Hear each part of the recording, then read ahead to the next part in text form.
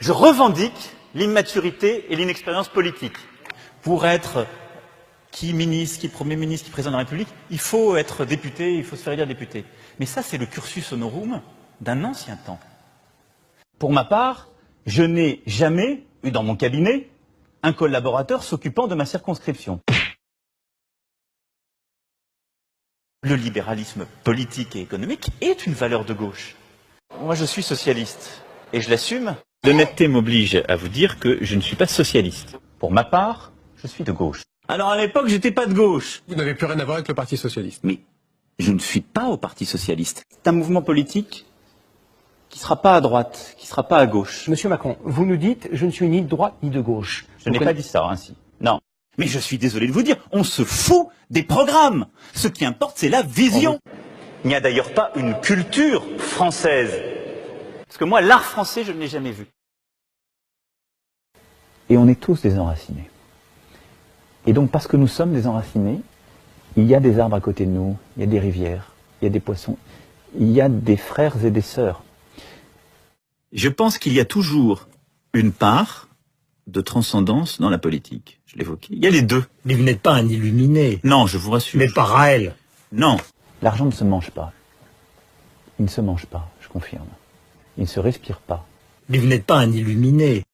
Lorsque tout semble triste, lorsque tout parfois semble perdu ou morose, il faut penser printemps. Penser printemps, mes amis, c'est réconcilier l'ambition et le réel. Mais penser printemps, ça ne veut pas dire non plus que sans avoir semé, on pourrait déjà promettre la moisson à tout à chacun. S'il fait 2 ans VTC, c'est mieux pour trouver un CDI que s'il est 2 ans à toucher le RSA dans son quartier. Allez, à Stein, expliquer aux jeunes qui font chauffeur Uber, de manière volontaire, qu'il vaut mieux aller tenir les murs ou dealer.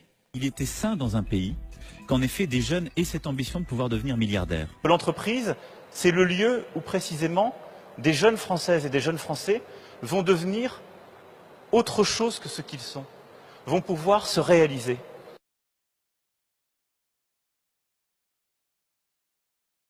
Et la vie d'un entrepreneur, elle est bien souvent plus dure que celle d'un salarié, faut jamais l'oublier, parce qu'il peut tout perdre, lui.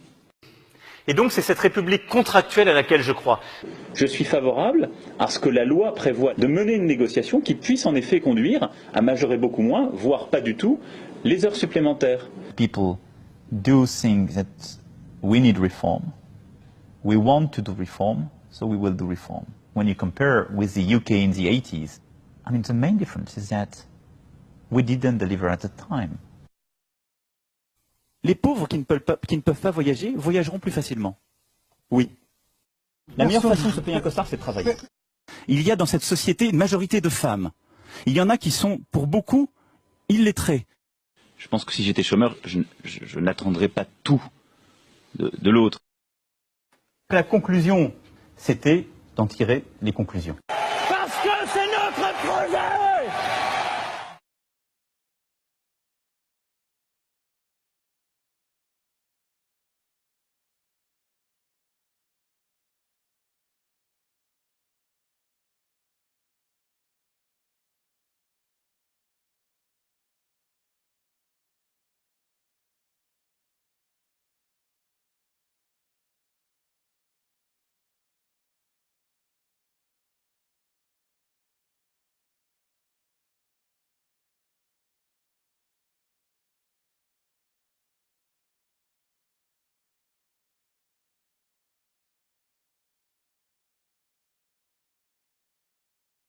Se présente aux élections.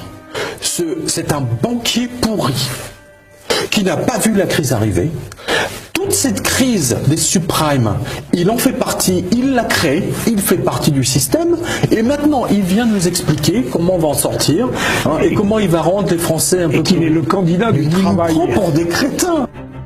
À la fin décembre dernier, M. Patrick Buisson, qui était proche de Sarkozy, expliquait à qui voulait l'entendre qu'on allait voir ce que l'on allait voir, que M. Fillon allait s'effondrer et que l'on aurait un deuxième tour entre Mme Le Pen et M. Macron afin d'élire M. Macron. Voilà la façon dont raisonne l'oligarchie qui a décidé de mettre un pantin à la tête de l'État en France, quelqu'un qui a 39 ans, dont le passage à Bercy a été une catastrophe, on n'en parle pas assez, qui fait des réunions qui sont des chefs-d'œuvre d'escroquerie.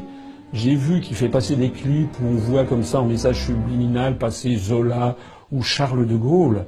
Monsieur Macron ose se prévaloir de Charles de Gaulle. C'est abject, voilà.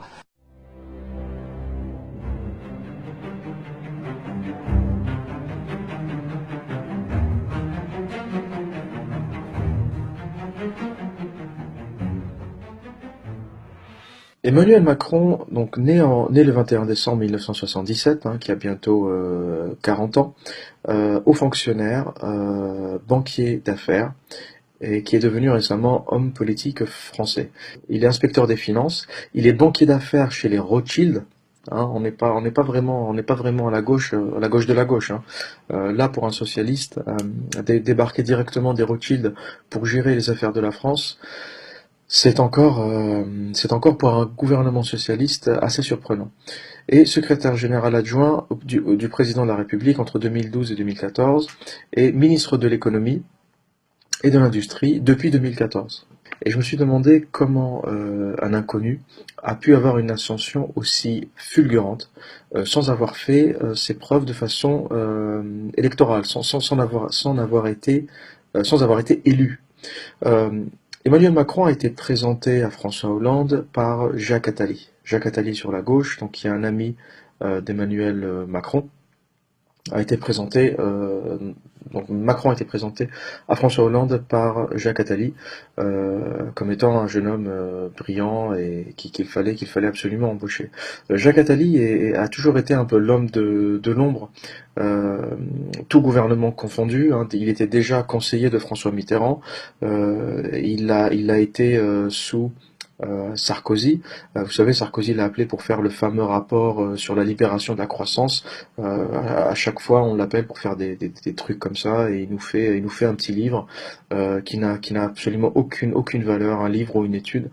Pire que ça, Jacques Attali va aussi dire que non seulement Emmanuel Macron est le candidat idéal pour 2017, mais il dit aussi sur BFM TV qu'il connaît la prochaine candidate. Qu'il connaît peut-être la prochaine présidente française au-delà de 2022. Il a déjà repéré des talents et il sait très bien où on va et qui on va élire. Donc c'est vrai que je suis très très proche d'Emmanuel. C'est un garçon très brillant. J'ai eu le privilège dans ma vie d'être en situation de mettre le pied à l'étrier à pas mal de jeunes. Je crois qu'Emmanuel Macron a tout à fait le talent pour être un présidentiable. J'irai même plus loin. Je crois que je connais celle qui viendra après lui. Autre chose, il lance sa campagne et il lance aussi une espèce pas de sondage d'opinion, mais une marche qui est censée prendre la température du peuple français. Donc ça s'appelle les marcheurs d'Emmanuel Macron, qui ont pris la route à travers toute la France et qui vont comme ça remonter les informations à Emmanuel Macron, et comme ça il pourra avoir une idée de l'état de la France.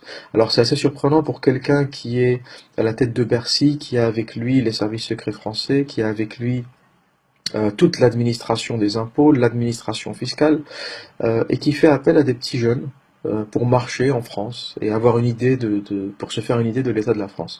C'est complètement hilarant, c'est complètement débile, et il n'a pas informé le président de la République de cette initiative. Cet entretien, pour moi, a été la révélation immédiate.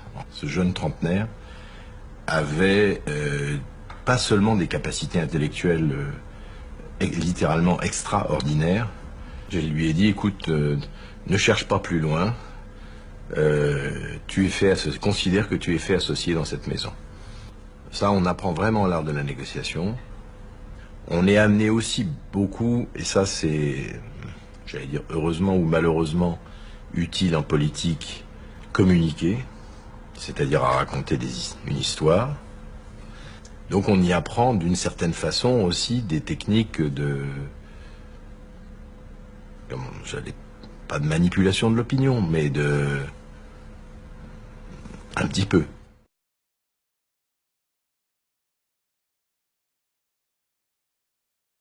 Voici Mike Poon, tout sourire, sur les bords de la Garonne.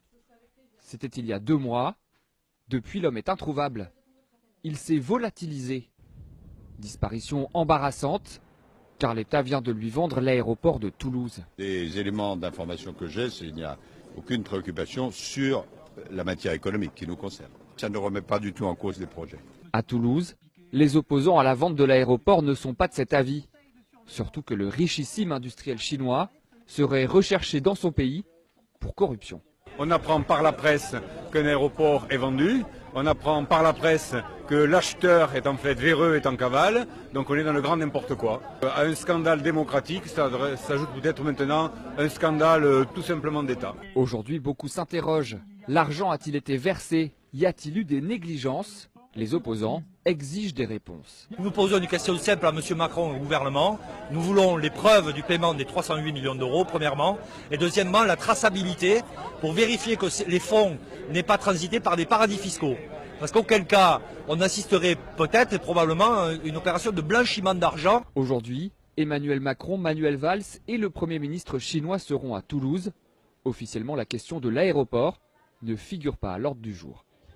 Belfort a un avenir industriel et que cet avenir industriel, il fait partie d'abord des engagements qui ont été pris de part et d'autre par Alstom, par General Electric, et de ces engagements qui sont suivis par le gouvernement et les pouvoirs publics de près, et aussi de l'engagement de l'ensemble des pouvoirs publics et des entreprises françaises sur le site de Belfort. Je considère que c'est de la part de Alstom une décision totalement inacceptable. On nous a expliqué qu'il fallait vendre Alstom Énergie pour conforter Alstom Transport. M. Macron a pris des engagements solennels devant les salariés d'Alstom à Belfort. Alors je crois que, il faut le dire très clairement, le gouvernement doit faire le maximum pour que la société Alstom revoie complètement sa copie. Quand j'ai entendu hier que l'usine Alstom de Belfort fermait, ça m'a fait mal au cœur. Mal au cœur pour les ouvriers que j'ai vus tant de fois chez Alstom, qu'on avait sauvés. Ça fait plus d'un siècle et demi qu'Alstom était là-bas. Du jour au lendemain, parce qu'au fond, le gouvernement ne les a pas défendus. On a notre filière de construction de TGV, le métro, qui est durement fragilisée.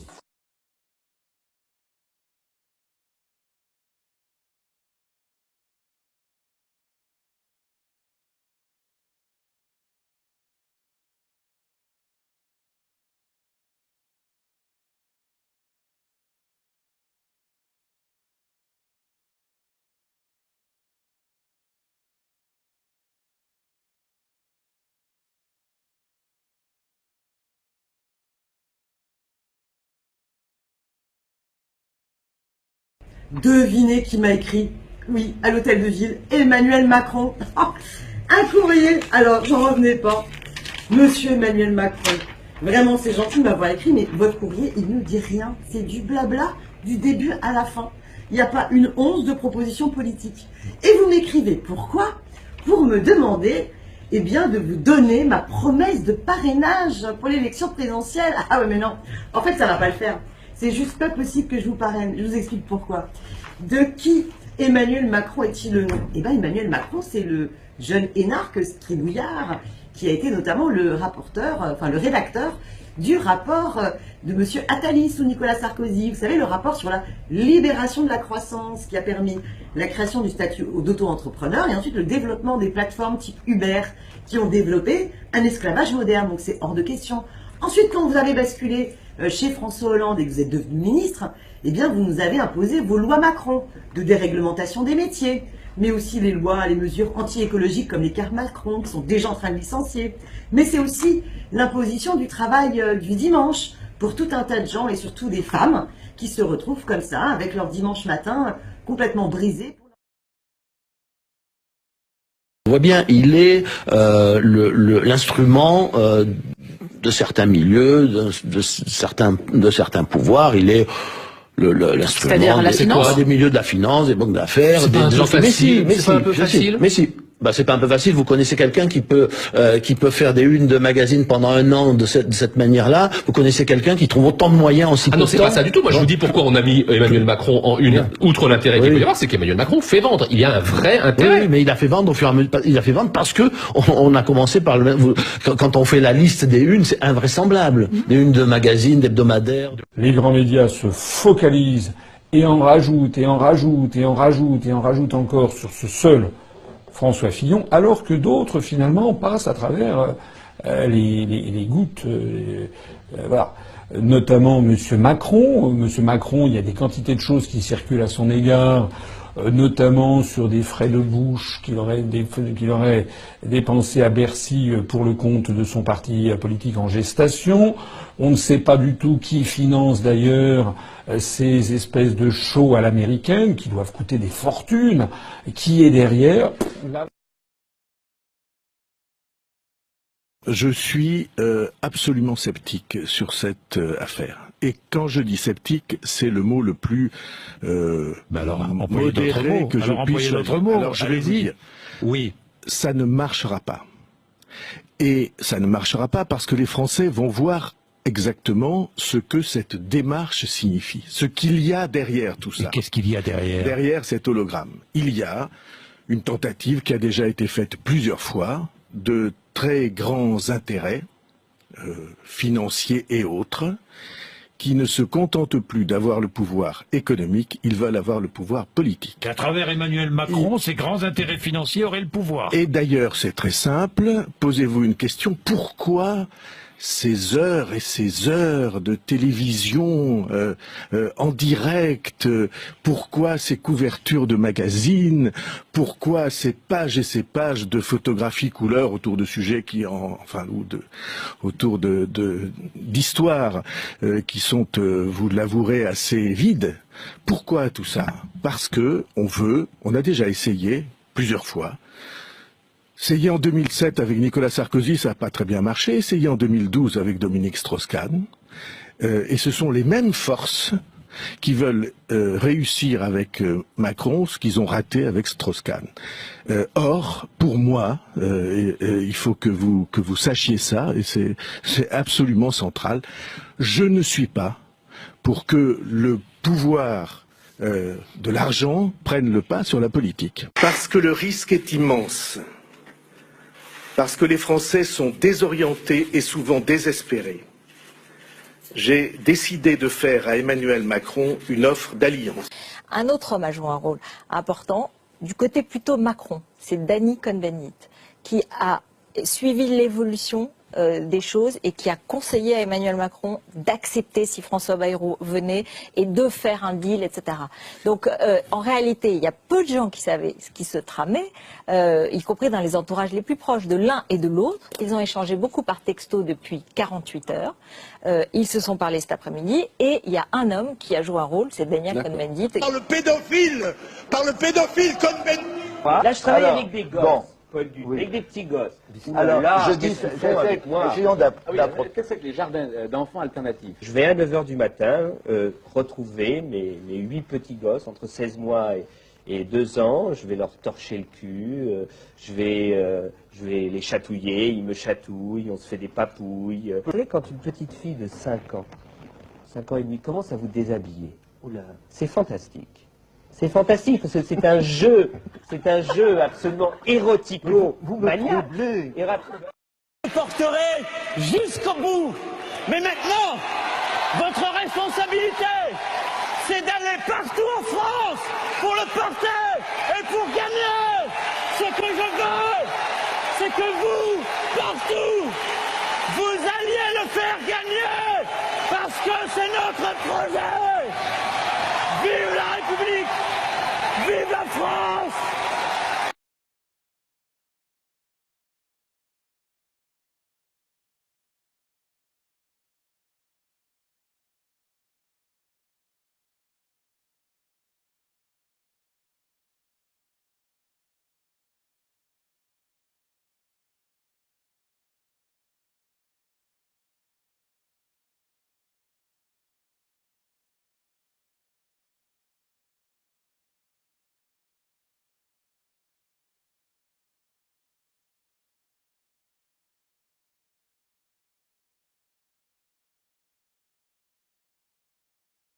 Moi, je suis là, vous savez, pour dire quoi aux Français?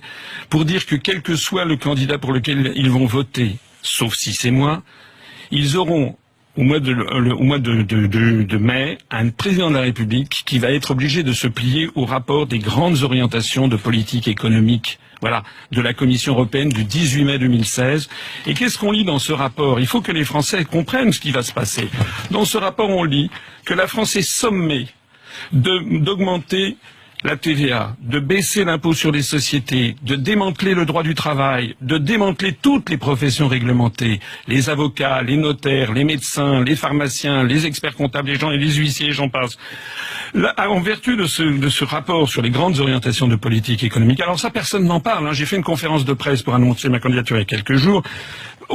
Personne dans la presse ne l'a repris. C'est pourtant fondamental. C'est à cette sauce-là que nous allons être mangés. J'invite les gens qui sont intéressés à venir sur notre site upr.fr pour découvrir également le démantèlement du droit du travail, la baisse des prestations chômage.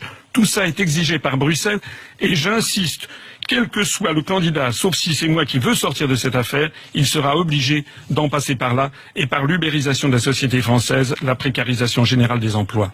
Merci François Asselineau.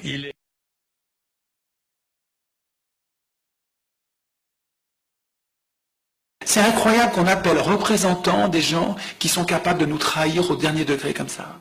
Des gens qui sont capables de nous trahir au dernier degré comme ça. De nous trahir au dernier degré comme ça.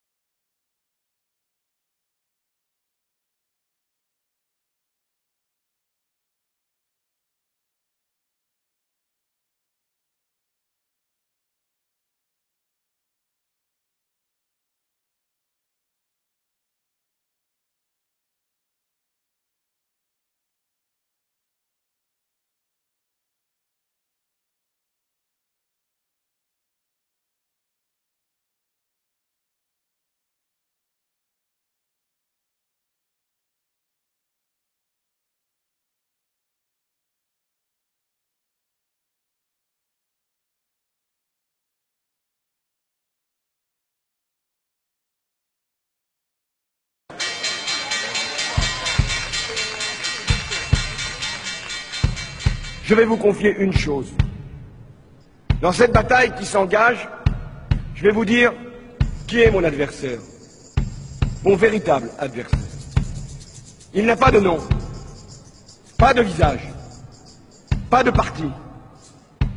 Il ne présentera jamais sa candidature. Il ne sera donc pas élu. Et pourtant, il gouverne. Cet adversaire, c'est le monde de la finance. Paris, La Défense, 19 mars 2012. Parmi ces tours, le siège de la Corporate Investment Bank du Crédit Agricole. Et dans cet immeuble, les bureaux de Chevreux, le plus important broker indépendant en Europe, qui conseille 1200 fonds de pension, banques, investisseurs institutionnels. Avec des bureaux à travers le monde, à Boston, San Francisco, New York, Tokyo, Zurich, Madrid, Athènes. C'est d'ici qu'est parti ce papier. C'est une note brève en anglais de seulement 9 pages, qui n'était pas destinée au grand public, seulement aux opérateurs de marché. Mais quand on est tombé sur ce document, on a eu l'impression de découvrir le plan de bataille des financiers. Car eux préparent déjà la préélection. Et ils comptent bien en tirer une victoire, quel que soit le vainqueur, la fin du CDI. On a donc contacté l'auteur de ce texte, Nicolas Doisy, le chief économiste de Chevreux. Il a accepté de nous recevoir.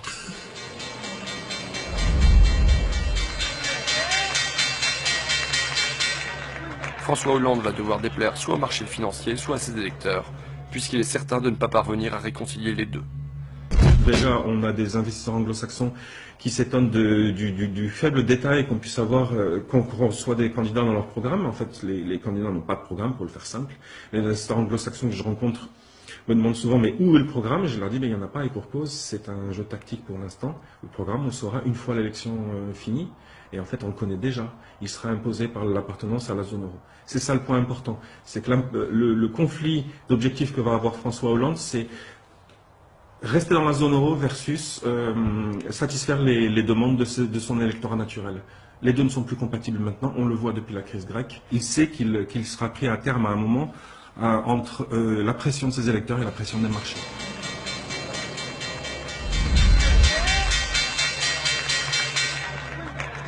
C'est regrettable pour François Hollande, mais la nécessité d'une libéralisation du marché du travail est le résultat direct d'une appartenance de la France à la zone euro. Aussi ne peut-on avoir l'une sans avoir l'autre. Vous vous dites non seulement François Hollande ne va pas tenir ses promesses électorales, mais en plus, c'est lui qui va devoir flexibiliser le marché du travail. C'est lui qui doit remettre en cause ce que vous appelez the famous CDI, le fameux CDI, contrat à durée indéterminée. Qui que soit le prochain président de la République française, c'est un travail qu'il va devoir faire, parce que tout simplement la pression des pairs dans la zone euro, la pression des pairs, c'est-à-dire de l'Italie, de l'Allemagne, de tous les autres pays. Quand vous regardez bien, l'Allemagne, au milieu des années 2000, a fait ce genre de réformes. L'Italie et l'Espagne sont obligés de les faire aujourd'hui, la Grèce aussi. Quoi la France pourrait-elle s'en dispenser? Ça revient finalement à réduire substantiellement un certain nombre de garanties dont bénéficient jusqu'à présent les titulaires de CDI notamment. Et donc à imposer plus de flexibilité aussi sur les travailleurs, les travailleurs français. Juste une question qui me vient comme ça. Vous êtes en CDI ou vous n'êtes pas en CDI, monsieur Loisy? Je suis en CDI, bien évidemment. Voilà.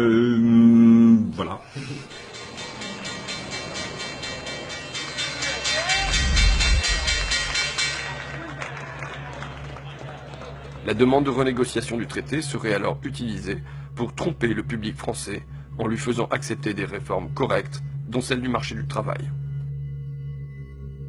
François Hollande dit « Je vais demander la renégociation du dernier traité européen ».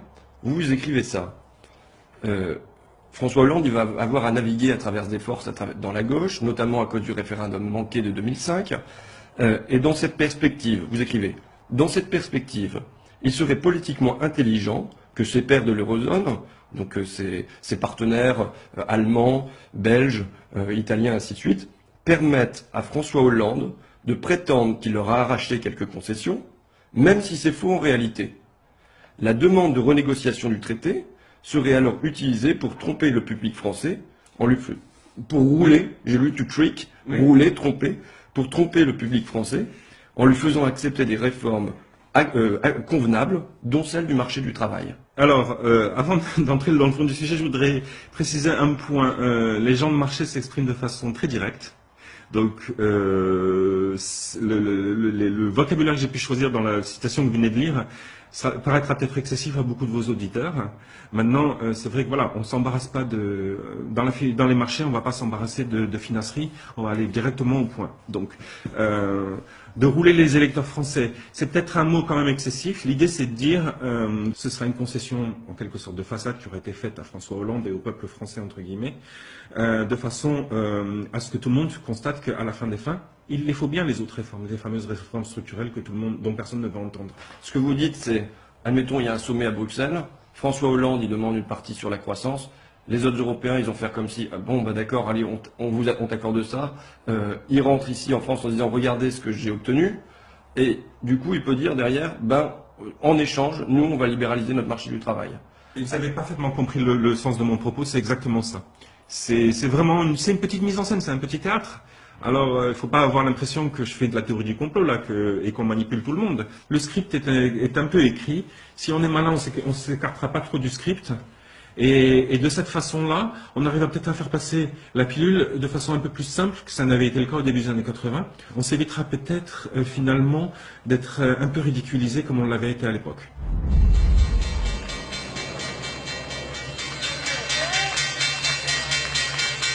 La pression des marchés devrait être une incitation suffisamment puissante pour que François Hollande évite de jouer à des jeux stupides.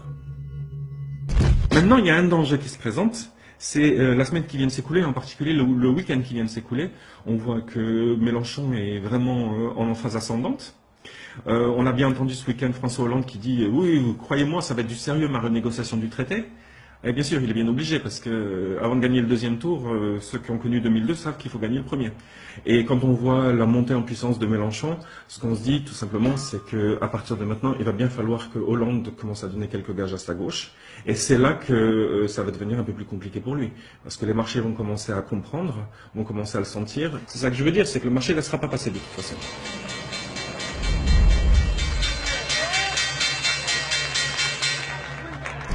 Alors, je faisais un récapitulatif. Je disais, cas numéro 1, François Hollande est conciliant et il revient de lui-même sur ses maigres promesses de campagne. Il libère le marché du travail. Il en finit avec le CDI tel qu'on le connaît.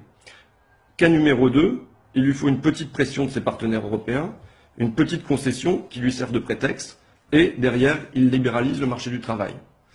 Cas numéro 3, le pire, mais pas le plus probable, vous nous dites, il refuse de se plier à ce programme, à cette injonction, et alors les marchés vont le punir, le rappeler sérieusement à l'ordre. C'est bien ça? Oui. Donc là, jusque-là, dans les 3 cas, c'est toujours les marchés. Quand vous dites soit les électeurs, soit les marchés seront déçus, dans les 3 cas, c'est toujours les électeurs qui seront déçus et les marchés qui gagnent. Oui, ben, regardez la Grèce, regardez l'Espagne, regardez l'Italie, regardez tout ce qui se passe en Europe depuis 2010. On a bien vu que de toute façon, à la fin, c'est le marché qui l'emporte. Je ne suis pas en train de dire que le marché a nécessairement raison, et, au sens moral du terme, mais en tout cas, il aura raison factuellement, puisqu'il s'imposera, ça c'est clair. Donc c'est de ce point de vue-là que je le dis, oui, en effet. Vous avez raison, les électeurs risquent d'être plus perdants que les marchés. Je ne sais pas où vous m'emmenez, en fait. Je propose un quatrième cas. L'irruption du peuple sur la scène de l'histoire. Hier à Paris. La prise de la Bastille. Pardon? La prise de la Bastille numéro 2.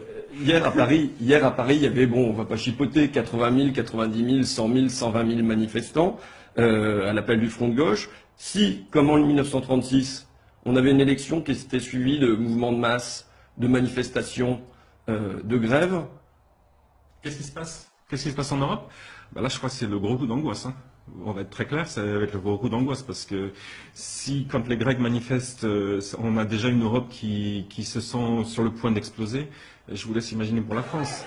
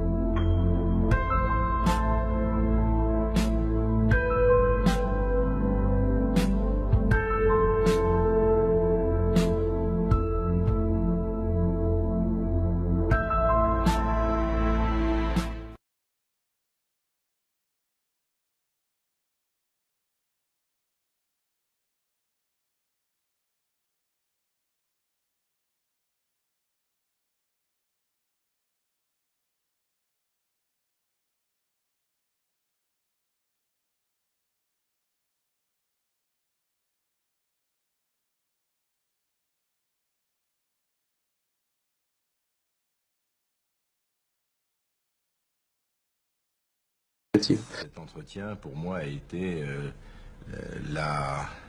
révélation immédiate, ce jeune trentenaire avait pas seulement des capacités intellectuelles littéralement extraordinaires.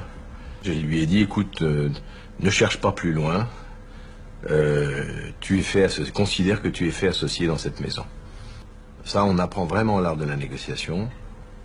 On est amené aussi beaucoup, et ça c'est, j'allais dire heureusement ou malheureusement, utile en politique, communiquer, c'est-à-dire à raconter une histoire.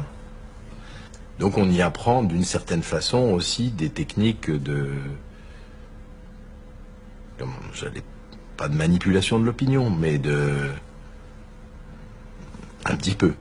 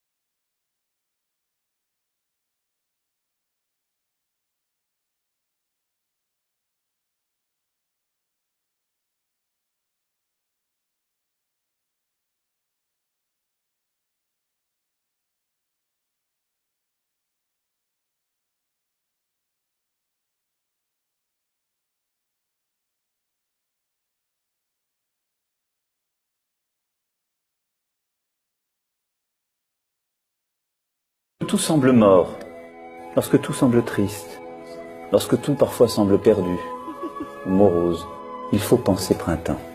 Non pas penser printemps pour s'émerveiller, mais penser printemps parce que, au moment même où cette désolation s'installe dans la nature, quelque chose se prépare qui est déjà là. Alors certains ne le voient pas, certains peuvent désespérer, mais le printemps revient, il est déjà là. Alors ce soir, pour vous et vos familles, pour nous tous, je veux vous dire de penser printemps. Parce que c'est notre projet! Vive la République! Vive la France!